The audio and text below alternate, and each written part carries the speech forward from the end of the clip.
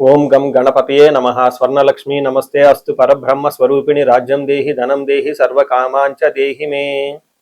12 రాసుల వారికి లక్ష్మి స్వర్ణలక్ష్మి అమ్మవారి యొక్క కృపా కటాక్షం వలన ప్రతి ఒక్కళ్ళకి ఆత్మ జ్ఞానం కలిగి ఉండాలి. తద్వారా ప్రతి నిమిషం ప్రతి సందర్భంలోనూ సంతోషంగా ఉత్సాహంగా ఉండే విధంగా అమ్మవారికి అందరినీ ఆశీర్వదించాలని, అంతేకాకుండా రాజ్యం దేహి మన అందరికీ మంచి పదవి, ఉన్నతమైన స్థితి, ఒక అధికారం, దర్పం అన్ని కలిగించాలని, దానితో పాటు స్వర్ణలక్ష్మి అమ్మవారు ప్రతి ఒక్కరికి ధన ప్రవాహాన్ని కలిగించాలని, ఫైనల్ గా సర్వకామాంచ దేహిమే మనం అనుకున్న ప్రతి కోరిక కూడాను ఇమ్మీడియట్ గా తక్షణమే అమ్మవారు మనకి నెరవేర్చాలని చెప్పేసి అమ్మవారు ప్రార్థన చేస్తూ, గణపతిని కూడా మనం చేసే ప్రతి దానిలోనూ మనకి బుద్ధి సిద్ధి, చక్కటి విజయాన్ని, ఒక మంచి వివేకాన్ని కలిగించాలని, సత్ డిసిషన్స్ మంచి నిర్ణయాలు తీసుకునే విధంగా మనకి గణపతి మనకు కృప ఉండాలని చెప్పేసి ప్రార్థన చేస్తూ, కుంభరాశి చూస్తే వీళ్ళకి మిక్స్డ్ గా ఉంటుంది. అంటే ఓవరాల్ గా బాగున్నప్పుడు కానీ ఈ యొక్క సూర్య సంచారం బట్ కొంచెం ఎట్లయినా కొన్ని విషయాలు ఆలోచించి ముందుకెళ్ళడం అనేది ఇంపార్టెంట్. అంటే మిక్స్డ్ గా ఉంటుంది, మిశ్రమ ఫలితంగా ఉంటుందని గమనించాలి.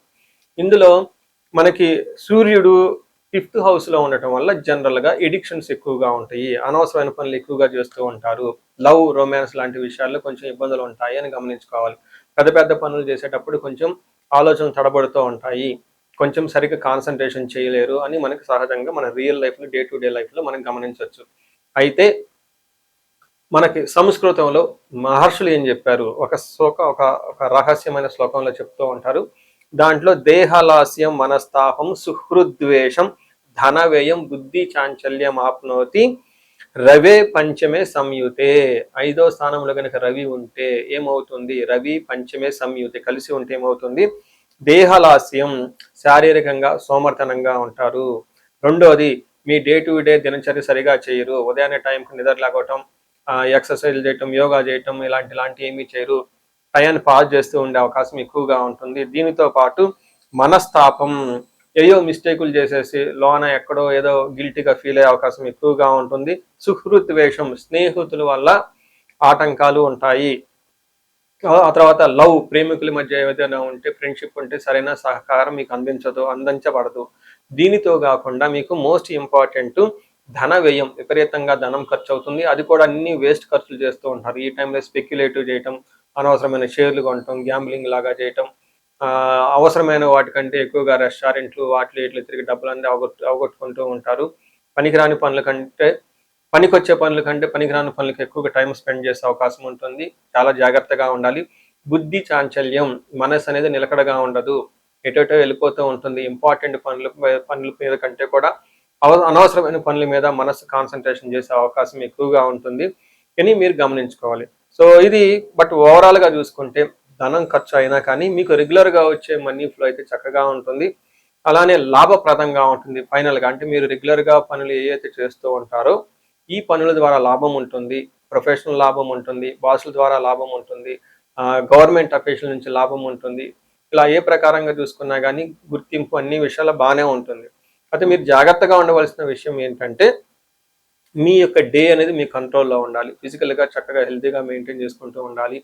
మీ యొక్క ప్రతిరోజు చేయవలసిన నిత్య కర్మలు, డైలీ యాక్టివిటీస్ పర్ఫెక్ట్గా చేసుకొని అనవసరమైన విషయాల మీద మనసు ఫోకస్ పెట్టుకోకుండా ఉంటే చక్కగా ఈ మాసం అంతా మీకు కలిసి వచ్చే అవకాశం ఎక్కువగా ఉందని గమనించుకోవాలి. ఈ రాశి వాళ్ళు ఏలినాటి శని ప్రభావంతో దాదాపు ముగింపు దశలో ఉన్నారు కాబట్టి కొంచెం సహనంగా ఓపికగా ఉండటం అవసరం. గురువు ఏదైతే మారారో కొంచెం మీకు అనవసరమైన దుబారా ఖర్చును తీసుకొచ్చేసి అనుకోని విధంగా డబ్బులు పోగొట్టుకునే అవకాశం ఉంటుంది గురు ప్రభావం వల్ల. బట్ అయితే ఈ మంత్ కొంచెం మిక్స్డ్గా ఉంటుందని గమనించుకోవాలి.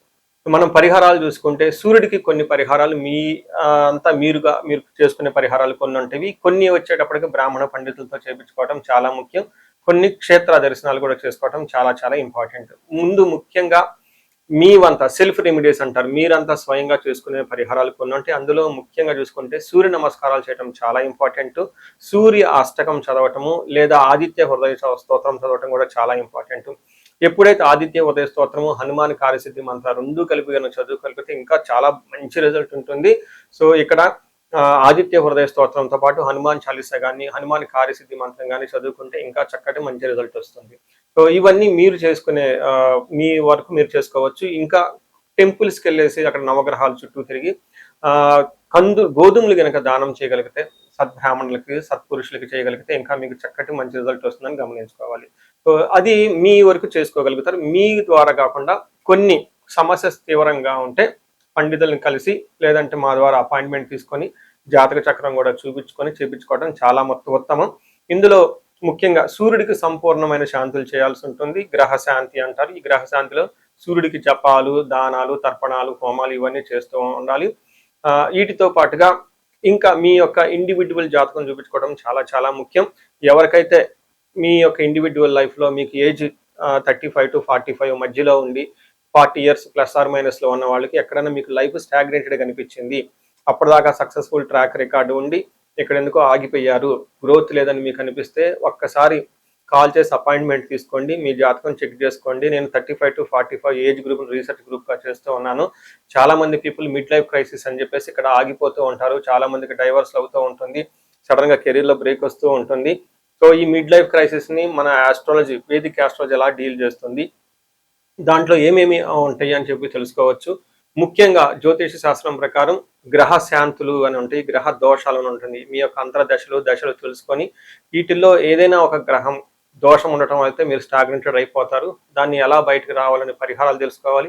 వీటితో పాటుగా మీకు ఏమైనా శాపాలు ఉంటే పితృశాపం, కాలసర్ప దోషము, ఇలా మాతృశాపం, స్త్రీ శాపం, ఏమైనా యాక్టివ్గా శాపాలు ఉన్నాయా, ఈ శాపాలు ఉండటం వల్ల కూడాను మీరు లైఫ్లో గ్రోత్ లేకుండా ఆగిపోయే అవకాశం ఉంటుంది.